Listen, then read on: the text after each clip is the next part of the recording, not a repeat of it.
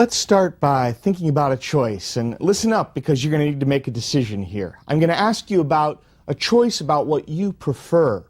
When asking about preferences, there's no right or wrong answer, but it can be instructive to think about why you prefer what you prefer. So here's the choice. On one side, you could be a person with an average standard of living in the modern U.S. economy. Say a member of a typical family, defined as two or more people living together, who would be earning about $55,000 per year in the mid-2000s. That's one choice. On the other side, you can have that same income, $55,000 per year, living in, say, 1925. So you need to choose which standard of living you would prefer. Now, before you choose too quickly, let me give you two things to take into account. Remember, first of all, there's been a lot of inflation since 1925. So having an annual income of $55,000 a year in 1925 would have made you extremely rich by the standards of the time, probably far into the upper 1% of the income distribution. So in 1925, this income level means a big house, servants, the best of everything that's available. But here's the other kicker. If you choose 1925, you also need to live with all the technologies of 1925. That is, you need to live with the household technologies, the transportation technologies, the medical, the entertainment technologies, all the technologies of 1925. So let me summarize your choice here. Either you can be, relatively speaking, a very rich person in 1925, with access only to the technologies available in 1925, or you can be a person with an average standard of living today, with access to all the modern technologies. So which do you prefer? Mull it over for just a moment. When I've asked this question to various groups, it tends to be a choice about 2-to-1 for the present. People prefer being an average standard of living in the present to rich in 1925. Older groups, I found, are a little more willing to choose the past, but even there, a majority tend to choose the present. Now, this question has no right or wrong answer, as I said at the beginning, but it tends to draw out some of the reasons that people value economic growth and to show how much they value it. I mean, think about the trade-offs that are involved in this choice. When I ask students this question, I ask them, why they chose what they chose, they tend to focus on things like there are no computers. There's hardly any access to recorded music. After all, 1925, there's just a few radios, which are relatively expensive at the time. In 1925, there are no antibiotics. Travel is slow. If you want to go across the ocean to visit Europe, you're pretty much limited to a boat. You might rather have a modern dishwasher and clothes washer and microwave and freezer than needing to manage a group of servants to deal with all your clothes. Now, of course, each person will draw the line in their own way. Maybe you would be happy being a rich person in 1925, but not so happy being a rich person in 1870 or 1800. But the bottom line is just that even when your income could be, in a relative sense, 10 times higher or more, even when you're comparing some of the richest people at certain times in our history not that long ago, the advantages of economic growth really do make a huge difference. They're really worth your consideration. They're really worthy as the first goal of macroeconomic analysis that we're going to discuss. So let's talk about economic growth. The key thing about economic growth of nations is that it compounds over time. Small differences in annual growth rates work out to enormous differences in standard of living over a generation or two.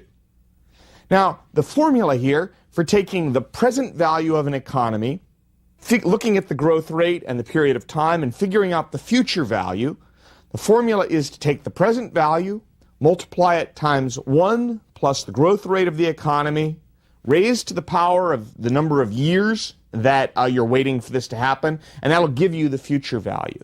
Now, that formula is just a little messy, but it's essentially the same formula that we used before when we were talking about economic growth, and we talked about rates of return. Mathematically, the process of compounding economic growth rates is exactly the same as the process of compounding growth in interest rates that we discussed back in Lecture 7. And the big lesson here is that small differences in growth can make a huge difference over time. Let me give you some numerical examples. Let's first of all imagine that you've got an economy which is growing at 1% a year. 1% a year, okay? It starts off, just to keep the calculation simple, where the GDP is 100. So GDP is 100, it's growing 1% a year. After 10 years, it would be 110. A little bit more, but not much. The compounding doesn't do much over those 10 years. Then after 25 years, 1% growth a year would be 128, and after 40 years, it would be 149. What about if it was growing at 3% a year?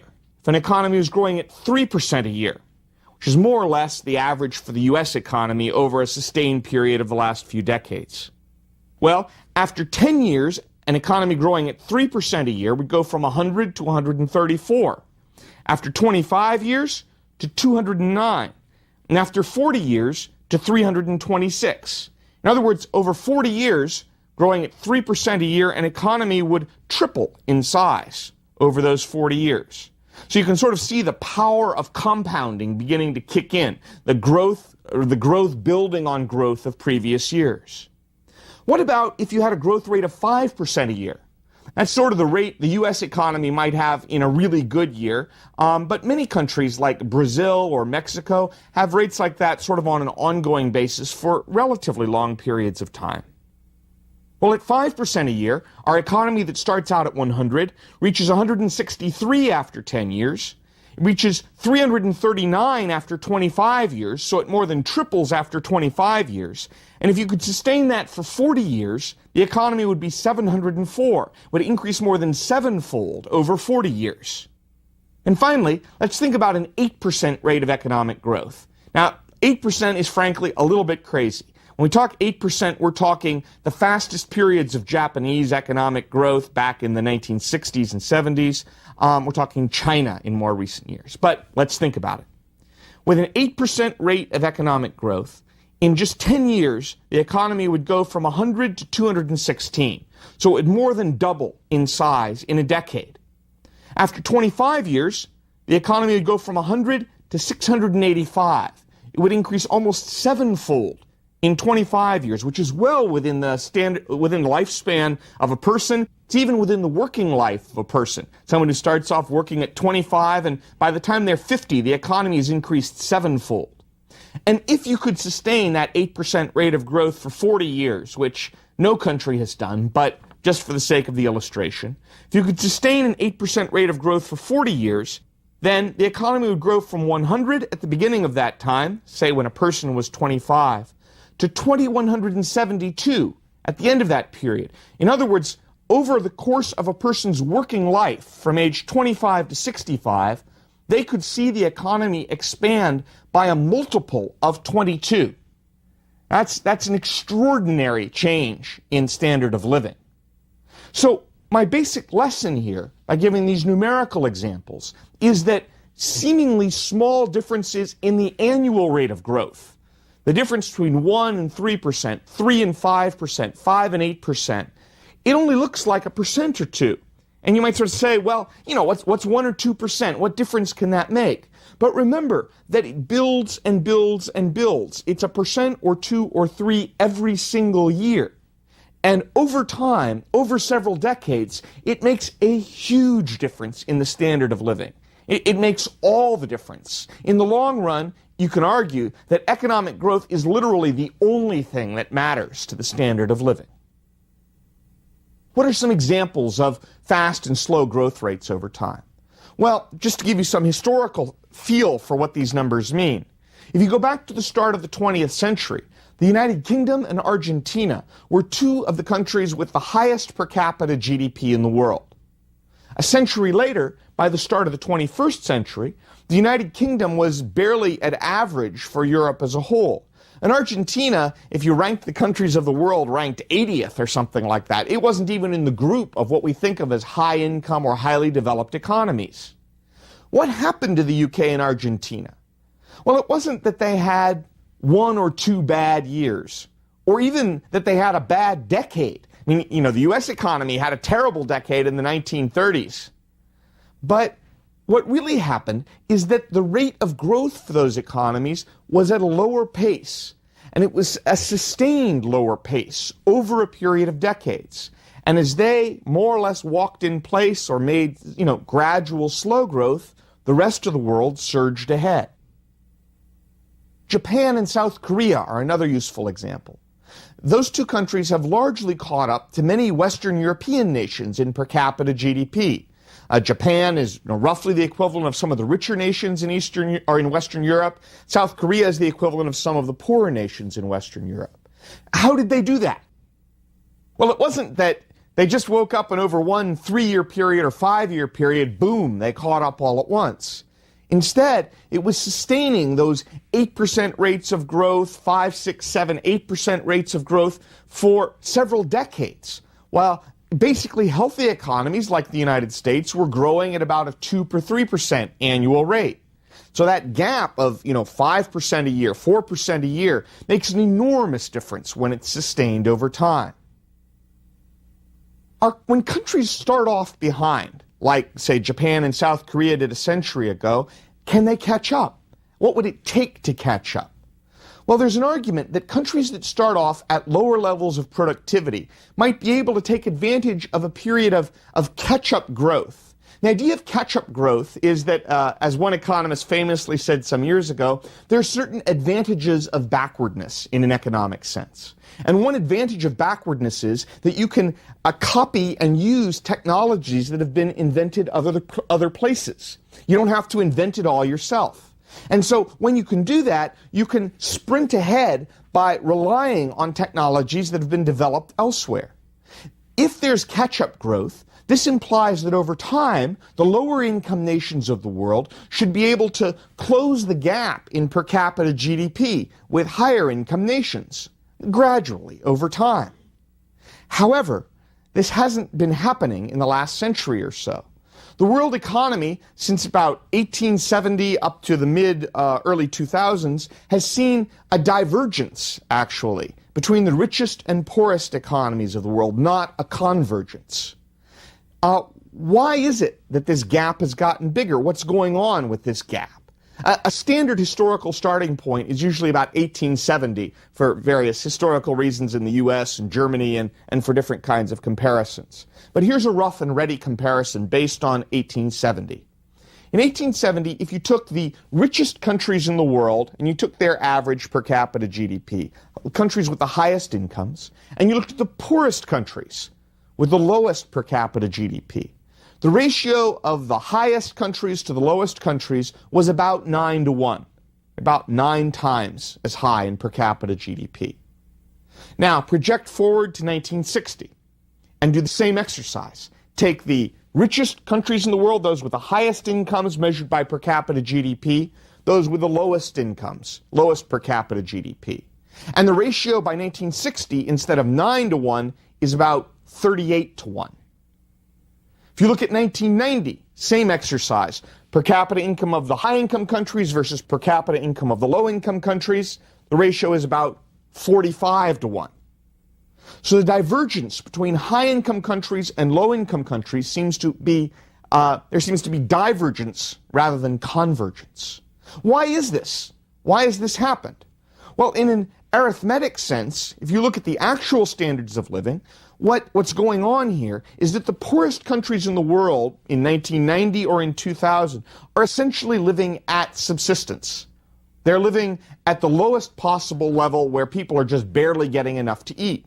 And if you go back to 1870, the poorest countries in the world are still living at subsistence, where about the lowest possible standard of living. So if you look just at the lowest countries in the world, there's been very little gain from 1870 up until the late 1990s. But if you look at the high-income countries of the world, say the United States, much of Western Europe, Japan, and the like, they've obviously grown extraordinarily since 1870. So there seems to be some sort of a lesson here that the problem is that some countries are stuck not growing at all. There is catch-up growth for countries like Japan and South Korea and China once they start growing. But some countries are just stuck and they haven't even gotten out of the starting gate yet. In fact, at the start of the 21st century, Nobel laureate economist Robert E. Lucas of the University of Chicago wrote an article in which he described the process of long-run economic growth in this way. He said, "Imagine economic growth between the countries of the world as a sort of horse race. And each country is a horse, and all the horses start off in their gates around about 1800. Around about 1800, some countries start the process of economic growth, like, say, the United Kingdom and the United States. So the gates go up, and those two horses, the United Kingdom and the United States, start running down the course. But all the other horses remain stuck in their gates. Now, as you proceed through the 19th century, other horses leave the gates. Other countries start the process of economic growth. So Germany starts, France starts, the countries of Scandinavia start. In the 20th century, you see the starting gates go up for Japan, for East Asia, now for China, perhaps for India. I'm not meaning for this to be an inclusive list, but to give you a sense. Now, as these latecomers start off, Lucas argued, they can experience catch-up growth by piggybacking on some of the lessons and technology and markets that already exist. But some countries have yet to get started at all. The wealth of the high-income countries, that growth of the high-income countries, is really not built on keeping Africa poor or India poor or Western China poor. Those places are not poor because they're helping make the United States rich. They're poor because they are completely detached from the world economy and underdeveloped and not involved in trade or globalization. It's just hard to blame the international economy for the persistence of poverty. Globalization and the international economy has been extraordinarily helpful in lifting countries like East Asia and Japan and China out of global poverty. Saying that globalization creates poverty is kind of like saying, and this doesn't make a lot of sense, exercise makes me overweight because I don't do it. I mean, if you're not participating, then what you're not participating in is probably not the problem either. But there's an interesting possibility here. As the gates have gone up for country after country, region after region, if the 20th century was a time of divergence between the high-income and the low-income countries, might the 21st century be a time of convergence? For example, the World Bank classifies all countries of the world into high-income, middle-income, and low-income. And so if you look at the period from 1990 up until the early 2000s, a little bit more than a decade, real GDP in the high-income countries rose 2.5% a year over that time. The middle-income countries rose 3.2% a year, a little faster. And the low-income countries, led by China and India, rose about 4.3% per year. Thus, the economic gap between countries was reduced a little bit over this time. In the process of economic growth, though, it's worth remembering that those who started earlier have gotten off to a really, really big lead. As a result, the inequality between rich and poor countries, the highest and the lowest, has been growing because the rich have been moving ahead while those with low incomes, the poor, have been standing still. As more catch-up occurs, however, the result could be less economic growth in the last half-century or century. Now, this prediction is controversial. There's some who argue that continued divergence will occur. It's not clear whether, say, Africa will experience a productivity takeoff, and there are countries of the world which have taken a few steps forward and then seem to also have taken some steps back. For example, in Latin America, there have been times when Argentina and Peru and Venezuela seem to be really zooming forward during the 20th century, and there have been times when they seem to have taken 3 or 4 steps backward. There's some people who argue that certain parts of coastal Africa showed signs of convergence in the first half of the 20th century, but since then, they've clearly experienced divergence and haven't been able to keep up with the richer countries of the world. When a country does fall behind in per capita GDP, it can take a long time to catch up. Let's think about the problem for a moment of some desperately poor countries in the world, like those in Africa. Their per capita GDP might be, say, $500. A high-income country like the United States might have per capita GDP of $30,000.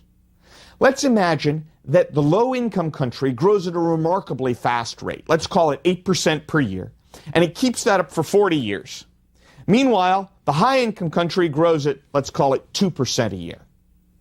Now, you can do the multiplication here yourself, but bottom line, 40 years later, this low-income country that started off at $500 a year is now up to $10,862 a year. That multiple of 22 kicks in. However, the high-income country, which started off at $30,000 a year, with 2% growth, after 40 years, it'll be up to $66,000 and change per person. Now, it's true that it's no longer a multiple of 60 to 1, like it was at the beginning of the time period, but it's only a multiple of, call it, 6 or 7 to 1. Now, that is an insanely optimistic growth forecast for the poorest countries of the world. And even with that insanely optimistic forecast that they sustain 8% growth for 40 consecutive years, those poorest countries will still be far, far, far behind in standard of living 40 years from now. And there's just no plausible way to fix that. That's the most optimistic forecast for those countries I can really give you in good conscience. In the long run, internally generated growth is by far the single most important factor in a nation's standard of living. It's going to be far more important than trying to redistribute from rich to poor. Countries have to grow from within and grow across the board. Remember, if you redistribute a per capita GDP of $500 a person, it's still $500 a person. That's the average. Again, Robert Lucas of the University of Chicago described the importance of growth in this way. He said, in this very minute, a child is being born to an American family, and another child, equally valued by God, is being born to a family in India. The resources of all kinds that will be at the disposal of this new American will be on the order of 15 times the resources available to his Indian brother. This seems to us a terrible wrong, justifying direct corrective action, and perhaps some actions of this kind can and should be taken. But of the vast increase in the well-being of hundreds of millions of people that has occurred in the 200-year course of the Industrial Revolution to date, virtually none of it can be attributed to direct redistribution of resources from rich to poor. The potential for improving the lives of poor people by finding different ways of distributing current production is nothing compared to the apparently limitless potential of increasing future production. So, what are the sources of economic growth? How could we increase future production? Since I'm focused here on real economic growth, I'm just going to leave out inflation and how it could drive up nominal GDP. Since I'm focused on per capita growth, I'm going to leave out the issue of a larger population. I'm also going to leave out the issue of people working more hours. We're not trying to increase the GDP here by having everyone work more hours. We're trying to get higher per person output. So my real focus is on the underlying causes of productivity growth. We can call that higher output per hour worked, or sometimes it's output per number of workers in international comparisons. Why might productivity grow, the increase in output per hour worked? Well, there are three big reasons. One would be an increase in physical capital, that is, more capital equipment for workers to use on the job. Second reason would be more human capital. Human capital refers to workers who have more experience or better education. And the third big reason is better technology. That is, better ways of producing things, of using your physical capital and of using your time. Now, in practice, all of these work together. More skilled workers with investment in new plant and equipment that embodies better technology and production methods all fit together to increase production. But you can do a calculation where you consider how much has education per worker increased, how much has equipment per worker increased, how much is skill per worker increased, and then what economists tend to do is they find that those factors don't explain nearly all of economic growth, and so they say the rest must be a development in technology. When you do this sort of breakdown of the determinants of economic growth for an economy like the U.S., you find that about a quarter of economic growth can be explained by growth in human capital, more education, more experience. Another quarter of economic growth can be explained by physical capital, that is just more machinery to work with, more plant and equipment. But about half of all growth is new technology. In other words, it's not using the same old capital or the same old skills from before, but actually new technology. Notice that these things that produce more productivity don't necessarily depend on a heavier use of the world's resources. I mean, maybe they will, maybe they won't. But new ideas, new skills aren't necessarily a greater use of resources. For low-income countries, if you do a similar breakdown of their reasons for growth, you tend to see that more of their productivity growth is coming from gains in physical and human capital, and not as much of their productivity growth from new technology, although all three continue to play a role. And so part of the goal for low-income countries is to start the process of catch-up growth, which means tapping into the new technology that's available in a better way. Let's talk a little about U.S. productivity experience in recent decades. If you look through the 1950s and 1960s, U.S. productivity growth, that's increase in output per hour, often hovered near 3% a year. But from the 1970s into the early 1990s, productivity growth sank. It was more often in the range of something like 1.5% or maybe 2% per year. It stayed at that lower level for approximately 25 years and then began to move back up again in the late 1990s. Now, this period of the 1970s and into the 1980s had lots of economic issues. There were high oil prices, there was the OPEC situation, there was high inflation in the 1970s, there was a big defense spending drop and then build up, there were tax cut issues and budget deficits, but of all those issues, the productivity slowdown is unarguably the worst issue of all. Let's get a sense of the problem here. Let's say, for the sake of argument, just purposes of illustration, that the economy lost 1.5% per year of productivity growth for 30 years. In rough terms, not worrying about compound growth rates, that means real per capita GDP was 45% smaller at the end of the time than it would otherwise have been. So imagine if real per capita GDP was 45% larger in the mid-2000s.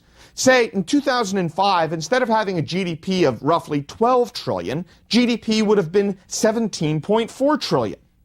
Now, in that universe, that alternative universe, government would have had plenty of money to pay for the Bush tax cuts of the early 2000s and wipe out the budget deficit and still raise spending on lots of programs. People would have had an average of 45% more in their paychecks. No matter what your issue is or your problem is, whether it's, tax cuts or spending increases, having per capita GDP be 45% larger would make your problem a lot easier to fix. Starting in the late 1990s, the U.S. economy began to see a boost in productivity amid a lot of talk about a new economy built on the dramatic advances in information and communications technology. And productivity bounces back for a couple years in the late 1990s, up in about 2.5% a year. But a lot of economists at that time are skeptical of whether anything has changed. The worry was that the late 1990s also looked kind of like a bit of an economic bubble of sorts, with rapid but perhaps unsustainable growth. So there was this concern, maybe productivity was just high for a couple years, but would it last through the next recession?